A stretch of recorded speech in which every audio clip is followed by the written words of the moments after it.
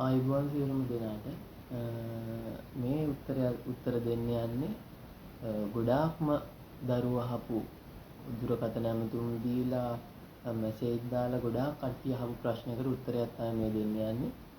ගොඩාක් දරුවෝ අහලා තියෙනවා මගෙන් කපු මහත්තයා මට කෝල් ගත්තම ගොඩ වෙලාවක් මටත් ඒක ඉස්සරහ දෙයක් වෙලා දින ගොඩාක් දුරට තියෙන දෙයක් තමයි කපු මහත්තයා අපි අර දේවාලෙන් මෙහෙම වැඩක් කරා අපි මේ දේවාලෙන් මෙහෙම තොইলයක් කරා අපි ලෙඩ රෝග වල තාම සුවයක් නැහැ. එතකොට මෙහෙම ශාස්ත්‍ර මාලාව නම් හරියට කියුවා මෙහෙම තියෙනවා හැබැයි මේ ස්ථානවල වලට ඇවිල්ලා වැඩ කරද්දි මේ වැඩ කටයුතු සාර්ථකුන්නේ නැහැ කියලා. වශීගුරුකම් සාර්ථකුන්නේ නැහැ කියලා. ඉතින් මොකද්ද මේකට හේතුව? මේකට හේතුව මෙන්න මේ ආකාරයෙන් තමයි හේතුව මට කියන්න ඔයගලන්ට වටහා ගන්න එක කියන විදිහ. ශාස්ත්‍ර මාලාවල් බලන්න යන්නේ අපි ආරූඪකින් වැඩ කරන කෙනෙක් ඒ වගේ තැනකටනේ කොහොමත් ඒ වගේ තැනකින් මේ වගේ කටයුතු බලන්නේ. එතකොට අපේ මිනිස්සු දැන් වර්මයේ ශාස්ත්‍ර මාලාව කිව්වම අපේ මිනිස්සු හිතනවා වැඩ කටයුතුත් ඒ වගේම තියෙනවා. ඇත්ත වශයෙන්ම වර්මෙන් කරන වැඩ කොටසක් තියෙනවා මන්ත්‍ර ශාස්ත්‍රයෙන් ශාස්ත්‍රානුකූලව කරන කොටසක් තියෙනවා. මේ දෙක එකතු වෙලා යන්නේ. හැබැයි මන්ත්‍ර ශාස්ත්‍රයෙන් වැඩ කරන කෙනෙකුට ආරූඪයෙන් වැඩ කටයුතු කරන්න බෑ. පේන මාලා බලන්න බෑ. පේන මාලාවල ආරූඪයෙන් වැඩ කරන කෙනෙකුට මන්ත්‍ර ශාස්ත්‍ර වැඩ කටයුතු කරන්න බෑ. මේ දෙකට දෙකක්. මේ දෙක එකතු වෙලා තමයි වැඩ කටයුතු කරගෙන යන්නේ. දැන් මම උනත් වර්මකින් පේන ශාස්ත්‍ර මාලාවල් බලන වැඩ කටයුතු කරනවා. ඒ වගේම වර්මෙන් කරන්න පුළුවන් කොටසක් තියෙනවා. මම වැඩ කටයුතු කරනකොට මාත් එක්ක තව ඉන්නවා මන්ත්‍ර මතුරන කට්ටිය, ශබ්ද බෙර ගහන කට්ටිය, නැටුම් කරන හැම පිරිසක්ම එකතු වෙලා තමයි අපේ වැඩ කටයුතු සිද්ධ වෙන්නේ.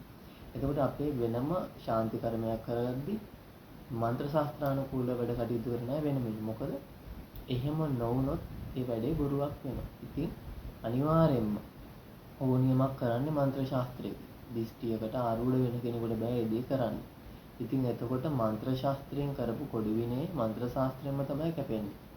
ඉතින් අහලා ඇතිනේ ඔයගොල්ලෝ කෝච්චි නවත්තලා තියෙනවා නඩුකාරයා පුටු ඉඳලා මේ හැම දෙයක්ම දිෂ්ටි වෙලා ඔලුව කරකවන කෙනෙක් කරපු දේවල් නෙවෙයි. මේ සියලුම දේවල් මන්ත්‍ර ශාස්ත්‍රයෙන් කරපු දේවල්.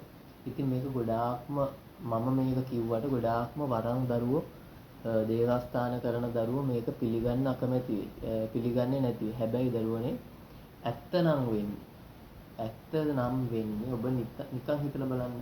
එයා පේන කියන තැනකට ගිහිල්ලා එතනින් කරපු වැඩට හරි ගියාද කියලා බලන්න. බොහෝ දුරට 180%ක්ම අසාර්ථකයි. 120%කගේ විශ්වාසය මත පෙර කුසල බලයක් මත සාර්ථක වෙන්න පුළුවන්.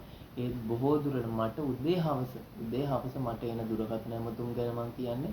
ඉතින් ඒ දුරකථන ඇමතුම් වල දරුවෝ කියන්නේම අනේ කපු මහත්තයෝ අර තැනට මෙච්චර දැම්ම මේ තැනට මෙච්චර දැම්ම හැබැයි සාර්ථක වුණේ මේකට හේතුව වෙන්නේ මෙන්න මේක. හොඳට අවබෝධ කරගන්න. ආරූඪකින් වැඩ කටයුතු කරන කෙනෙක් හරි කෙනෙක් නම් අනිවාර්යෙන් මන්ත්‍ර ශාස්ත්‍රයට මූලික තැන දීලා වැඩ කටයුතු කරන්න ඕනේ. එහෙම නැති කට්ටිය තමයි දැන් අද කාලේ බොහොම ඉන්නේ. මොකද එතකොට ඒ ගන්න පඳුරු උනත් සම්පූර්ණයෙන්ම පොඩි ගහ ගන්න පුළුවන්. හැබැයි එහෙම නෙවෙයි. මේක ඒකීය වෙලා එකතු වෙලා වැඩේට වෙන කෙනා පත් කරලා තියෙනවා.